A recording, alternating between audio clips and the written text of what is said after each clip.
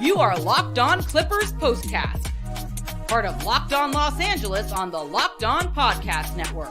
Your team every day.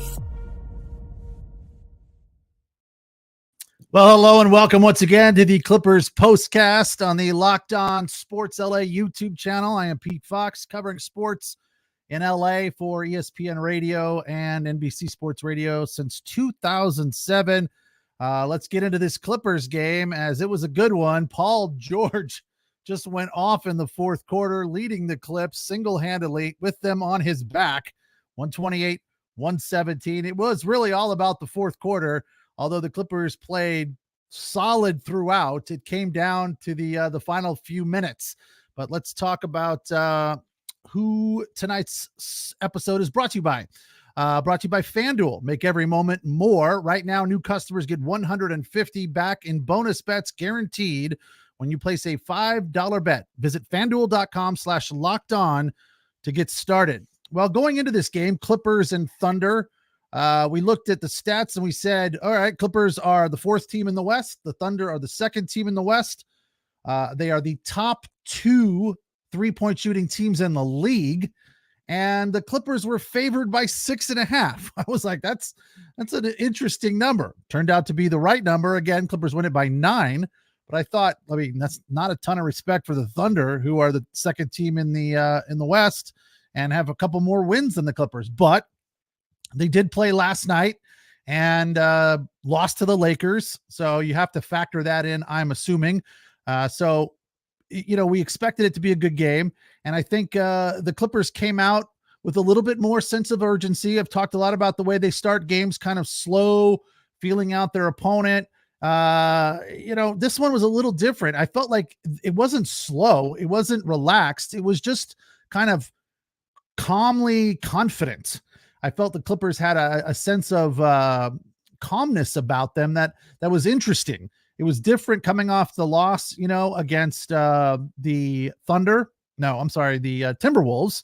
So they were trying to get back on track. That loss on Sunday was, just their fourth since December 1st. Again, to reiterate, their record since December 1st, still best in the league at 18-4 now. So they came into this one trying to get back on track, get back in the win column. And, the shots were just, kind of calmly going in early. It was one of these things where they weren't struggling. Their energy was there, but it didn't need to be ratcheted up or anything.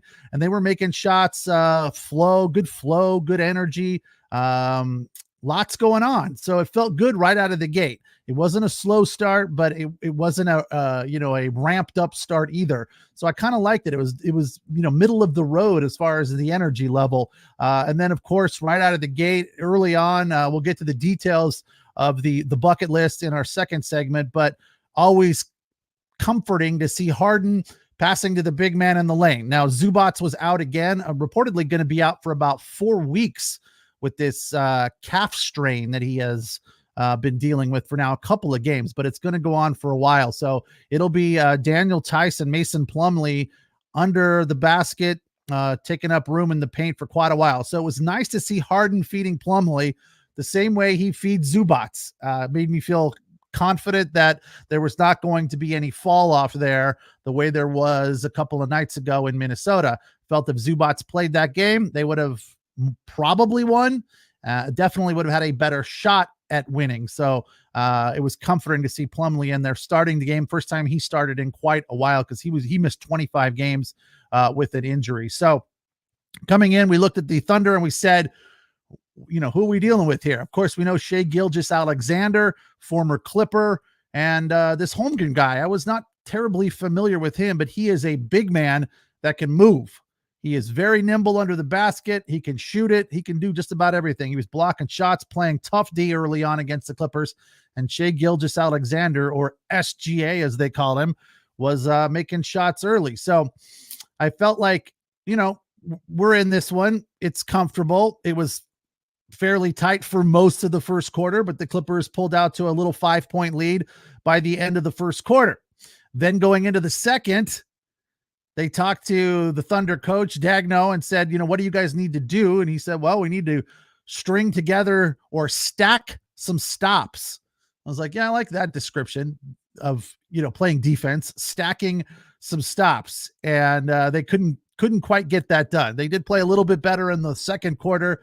It was a 1-point differential as the Thunder outscored the Clippers in the second, 31-30. Clippers had, again, plenty of offense, plenty of energy, but Paul George, who went off in the fourth quarter and won the game for the Clippers, was late to this one as far as scoring any buckets. I remember looking at the scoring sheet because I was like, where is Paul George?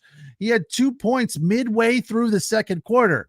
If you didn't catch the entirety of the game or you had to check out early, Paul George had 18 in the fourth and finished the night leading all with 38. It was just red hot. I mean, he couldn't miss in the fourth quarter. It was all Paul George. Everyone just fed Paul George and he would shoot, whether it was, catch and shoot or in transition or creating his own shot in an ISO situation. It did not matter. Paul George just went off in the fourth quarter. All in all, though, when you look at his numbers, they weren't great. He was 15 of 24. It's very good. I'm not going to say it's bad. And 50% from beyond the arc, 6 of 12. He's usually a little bit more efficient than that, but that's still a fantastic night. So in 34 minutes to score 38 points and get 18 of them in the fourth quarter, he was an absolute highlight reel. Sadly, I had him in a pick combo with Kawhi Leonard to go above their number. Paul George did it easy. His was like 24.5. Kawhi Leonard was like 26. He couldn't get rolling in the fourth quarter. There wasn't enough basketball to go around there. He only finished the night with 16, but was 6 of 10. Made some great defensive plays as he is known to do. He had a block shot and had a ton of energy. So a big part of this win early on when Paul George was doing nothing, Kawhi Leonard was scoring, which is, I guess, something you like to see. So if one guy is off for whatever reason for the entire night or part of the game, the other guy picks up the slack. So we'll get into the details of the big buckets throughout this game with the bucket list. And we'll talk more about Paul George's huge night. Again, scoring 38 points as the Clippers win for the 26th time. They're now 26-14, beating the Thunder 128-117. All right, as the NFL playoffs roll around, it is time to start thinking about where you want to place your wagers. Right now, new customers get $150 in bonus bets at FanDuel.com. It is guaranteed when you place a $5 bet. So you just make a deposit, place a $5 bet, which of course is going to make the playoffs more fun. It always does. The intensity of the playoffs are great, but when you have some action going, it makes it even better. Once again, that's a $150 bonus bet, win or lose. The app is very easy to use, and there are so many different ways to bet. As I just mentioned, I had a little parlay going. Same game parlays are available. Find new bets in the Explore tab. You can make a parlay in the Parlay Hub. It's the best way to find popular parlays. You can do it across teams, across sports. I always like doing that. It makes it makes watching things extremely interesting when you've got a basketball bet tied to a football bet is always a lot of fun. There's a lot more options. Check them out. FanDuel.com/lockedon.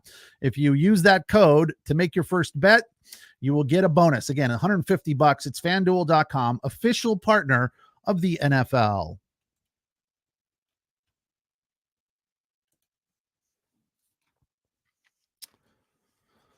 All right, Clippers had a bit of a nail biter down the stretch against the Oklahoma City Thunder, but they pulled it out 128-117. There were plenty of times in this game where the Thunder just wouldn't go away. They just kept making runs. They went on a 9-0 run in the third, forced a timeout from Ty Lue, which he had a couple of those tonight that were so perfectly timed. Ty Lue timeouts.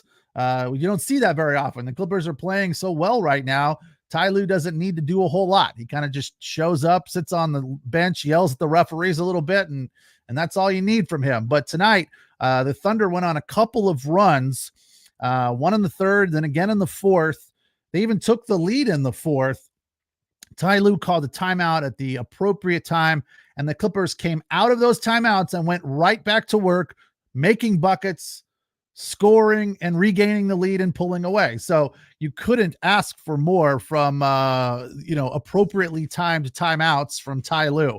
But let's get into the bucket list and the big buckets from the night that were all made by Paul George. Let's just be honest.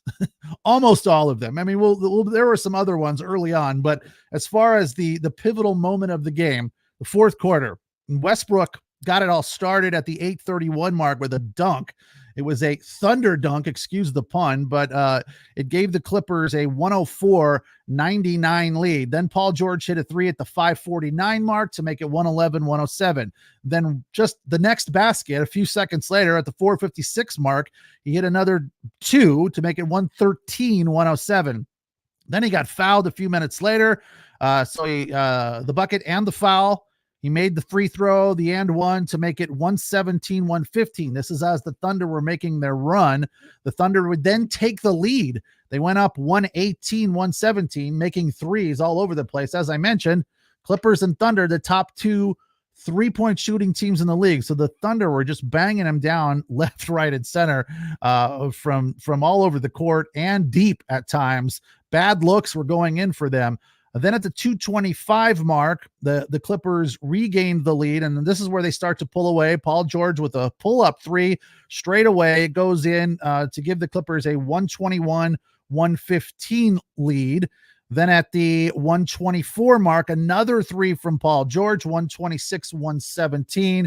And then at 114, he had a dunk to make it 128-117, which would go on to be the final score. But as we go back and look at some other big buckets in the first quarter, Harden, as I said, the Clippers came out with this calm sense of urgency. It was weird, but it was nice to see. They were making baskets right out of the gate. Harden, his first shot was a three that went in, a minute after the game started to make it 5-0. Kawhi hit a three with 0-1, like a second on the shot clock at the 4:37 mark to make it 25-21. Norman Powell got in on the action in the final minute. I've noticed, and I like this, that the Clippers always find a way to score late in a quarter. So and it's got to be a little demoralizing for the opponent when they're making a run and the Clippers pile on a couple of baskets right at the end of quarters, which is what they did in the first. Powell had a three at the 46-second mark, and then Coffey hit a corner three at the 13-second mark, and that padded their lead. It was part of an 8-0 run for the Clippers to give them that 35-30 lead after the first quarter. On to the second, Harden had a turnover. He created the turnover, got the basketball, went to the hoop, and had a was it a layup? No, that was it was a originally they thought it was a three, and then it was changed to a two. That was at the 10:55 mark. Again, growing the lead, now up 8-40-32. On the very next shot, he backed it up with a three. That was the 10:26 mark to make it 43-34. Again, Thunder didn't go away. They kept scoring, and it had to be demoralizing for them because the Clippers would come down and with answers almost every time. Coffey hit another corner three at the 7:28 mark, 48-42 the score at that point. Then at the 5:19 mark, this is kind of when Paul George got going. Again, had 2 points prior to midway through the second and finished the night with 38. I mean, that is efficiency at its finest. At the 5:19 mark, he hit his first three. Then about 3 minutes later, he hit another three to make it 59-55. Coffey had a three with 4.1 on the clock to make it 65-61. So Coffey with two late threes, one at the end of the first quarter, one at the end of the second quarter, and the Clippers went into the break leading 65-61. Then in the third, Terrence Mann got in on the action early, hit a three to pad the lead up to 10. This was their first double-digit lead of the night. Kawhi made a driving layup about a minute later. Harden with a beautiful assist that made it 75-66. And then the Thunder went on a 9-0 run, which forced one of those very timely timeouts from Ty Lue. Mason Plumlee, who again started for Zubats, had a nice layup. He stopped that run at the 6:22 mark to make it 81-77.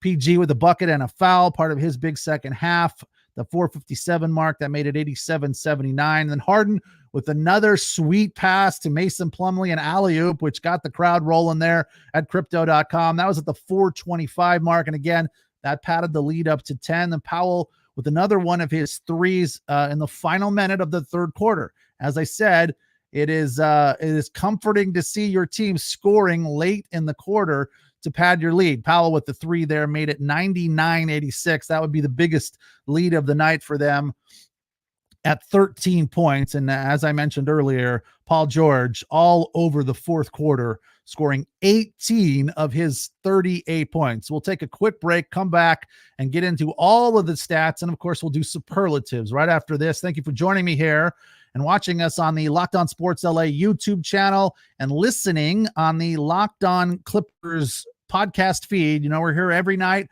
right after the Clippers game to recap it and get into the details. So feel free to join us and go ahead and be a subscriber. That way you get a notification that we're getting ready to start the show and talk about the Clipper game. So Clipper fans, this is where you want to meet up after the game.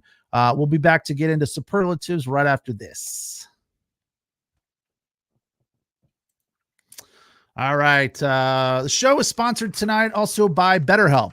You know, as the new year was just in our rear view mirror, we all feel compelled this time of year to come up with a resolution or 3 ways to change or improve ourselves instead of just expanding on the things we're already doing well. I mean, we can't all be, bad and have problems going on, but I'm sure there are things that you do want to improve on, and therapy helps you find your strengths and then build on them so you can ditch the extreme resolutions and make changes that will stick for a long period of time. And, you know, you don't stop using them by early February. I've done therapy many times. I've done them both in person and online. And I've always found it helpful to get a professional opinion to help me kind of work through things that are bothering me or frustrating me or causing me problems. So, the challenging situations can be explained to you in a simple way and give you solutions that will help you deal with these issues that will stick with you. If you're thinking about starting therapy, give BetterHelp a try. It's entirely online and designed to be convenient, flexible, and suited to your schedule, which is a huge thing. We're all very busy. And as I said, having done it both online and in person, online feels very, very similar to being in person. It's not like you're on a phone call. When you're doing a chat, the facial expressions are there and you get a good feel for it. So celebrate progress that you have already made. Visit BetterHelp.com/LockedOnNBA today to get 10% off your first month. That's BetterHelp, HELP.com/LockedOn today.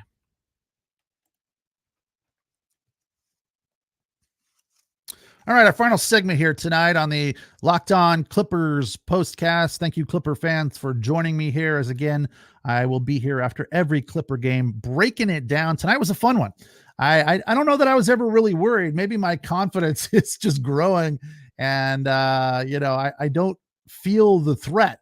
I couldn't help but think that, the Thunder played last night, and the Lakers kind of gave them a beating. I mean, they didn't rout them, but it was a physical game. And the Thunder had to be tired tonight. So Clippers coming off that loss against the T-Wolves in Minnesota before a 5-day break, because they don't play again until Sunday. I thought, could be a problem for them, that whole smell in the barn thing. It was not. It was something that didn't appear to be an issue at all. The bigger issue was that coming off that loss to the T-Wolves, I felt like they were fired up to come out and get a win. They have not lost back-to-back games during this streak dating back to December 1st, where they are the best team in the NBA. So they want to keep that going. They did not want back-to-back wins, and you could see that they were determined to win this game. And it wasn't from an overexcited standpoint. It was from a cool confidence standpoint. And I think I liked that the best. One of the things that as this game was on TNT, not on the normal Clipper network. So a different perspective from Spiro Ditas on the call, that, they're the national guys, they're not as into it as Brian Seaman is.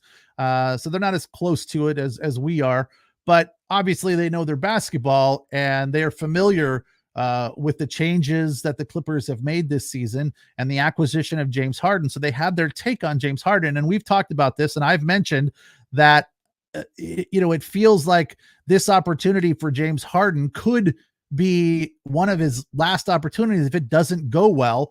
They discussed having heard discussions and rumors about Harden wanting to spend the rest of his career here in LA with the Clippers. Of course, he's born and raised here in Southern California, went to college in Arizona. So he's a Southern California guy. So it makes sense. It's not all that surprising. But the other take that they had, that I've had as well, that is a positive spin on this Clipper team that you like to hear from the outside, is that one of the reasons this team has turned around and started playing at this very high level is because of James Harden, because what he does to Paul George and Kawhi Leonard. And I didn't really ever think of it this way. I'm surprised I didn't. I was kind of just focusing more on James Harden and what he's been doing by facilitating other players with nice passes and his ability to score. But even more than that, to a deeper level, what he does for Paul George and Kawhi Leonard is very simple. He frees them up and allows them to roam a little bit, get good looks. And of course, we've talked about how the opposition always has a tough time defending the Clippers because they have so many offensive threats. But it makes a ton of sense that Paul George running the offense, James Harden running the offense, frees up Paul George and Kawhi Leonard to kind of do their thing and not have to run the offense. Of course, they can if they need to. If James Harden's having an off night, or, let's say, God forbid, he gets injured. But the fact that everyone's healthy with James Harden running the offense, it is great for this team because it doesn't give or doesn't require as much attention on the ball from Paul George and Kawhi Leonard. And I think that's a huge part of why this team is playing so well right now. Let's get into the superlatives here tonight, when the Clippers posted a 9-point, 128-117 win over the Oklahoma City Thunder to win for the 26th time this year and improve their record from December 1st to 18-4, best in the NBA. Early on, when I didn't think Paul George was going to get going, I thought Kawhi Leonard was my guy tonight. But no, Paul George with 18 in the fourth, wins the title tonight of most fancy player, because he was doing it all. He was dribble driving. He was shooting the pull-up threes, catch and shoot. He was doing everything, dunking, passing. He had a fancy game. And to score 18 in the fourth and finish tonight with 38 points, going 15 of 24, including 6 threes, without a doubt is some fancy play. And Paul George wins that superlative for tonight. As for the most ambitious player, that would be Mason Plumlee. You can look at ambition in a variety of different ways. He got the start for the first time in a long time, as he was on the injured list for 25 games. He played 28 minutes, did not miss a shot, going 5 of 5. He was a little shaky from the free throw line, 4 of 7, but finished with 14 points, had 3 blocks, some huge blocks, which was fun to see, and 2 assists, 5 rebounds. So a great night for Mason Plumlee, starting for the first time in a long time. Very ambitious play in just 28 minutes. And most likely to trip at graduation. I haven't ever done this one before. I've seen it a lot. I'm like, how can we use that? Most likely to trip at graduation. That would be Russell Westbrook. I feel like Russell Westbrook is in superlatives one way or another almost every night. Again, Russell Westbrook bringing the energy. 4 of 8 from the floor in 22 minutes, scored 11 points, 0 of 3 from beyond the arc, but 4 big assists and 1 steal. But the thing that led me to most likely to trip at graduation, there were quite a few times when Russell Westbrook got ahead of himself, got moving so quickly, and he's a fast guy anyway. Like, he is one of the, if not the fastest guy in the league with the ball. But tonight he seemed to be even a little bit faster for whatever reason. And he got so far ahead of himself that he kicked the ball out of bounds once, turned it over. What did he turn it over? He had 2 turnovers. It seemed like more, but there were quite a few times where he just got ahead of himself and got a little too excited, but still played a great game. And was a big part of this win for the Clippers, as he has been during this run. So most likely to trip at graduation, Russell Westbrook. A look at the numbers from top to bottom. Paul George, again, in 34 minutes, scored 38 points with 6 threes. Kawhi Leonard only missed 4 shots. He had 3 threes, part of 16 on the night, turned the ball over 3 times, and had 6 assists. So he was dishing the ball very efficiently tonight. Mason Plumlee in 28 minutes had 14 points. James Harden, a big night. He played the most minutes of anybody, 41 minutes. Started out very hot, but then he cooled. 5 of 14 with 4 threes. He was 4 of 10 from beyond the arc, 2 of 2 from the line, and had 16 points, which included 8 assists. So another very solid night for James Harden. Terrence Mann in 24 minutes had 1 3, was 3 of 6 from the floor for 7 points. Off the bench, Daniel Tice played 20 minutes, hit a 3, and had 9 points. Russell Westbrook, as I said, 11 points in 22 minutes. And Amir Coffey, big shots late in quarters in 16 minutes. He could get honorable mention for most ambitious because he didn't play a lot, but was 3 of 4 and perfect from beyond the arc. 3 of 3 for 9 points. And those were all big shots too. Norman Powell, a little bit off tonight, but he had a couple of threes. It was the only 2 buckets he made, 2 of 10 for 8 points. He can't be the stud off the bench every night. He is, I guess you would say, the 6th man of this team, and Russell Westbrook right there contending for 6th man of the year or 6th man of the Clippers, however you want to look at it. But those are the 2 number 1 and 2 guys off the bench. So a little bit of an off night for Norman Powell. But all in all, a fun game, a good win for the Clippers before this long break when they are off until Sunday. I don't even know who they play. Let's look that up. But again, a 127-117 win over the Thunder. Back at it, a noon 30 start on Sunday against the Nets. Oh, one of James Harden's former teams. That should be interesting. So we will be back at it then in the midday or a little bit after noon to wrap that game. Again, Clippers off till Sunday when they will play the Nets in downtown at crypto.com. Thank you for joining me here on the Clippers Postcast, and thank you for watching us here on the Locked On Sports LA YouTube channel and listening on the Locked On Clippers podcast feed. Have a good night. We will catch you on Sunday.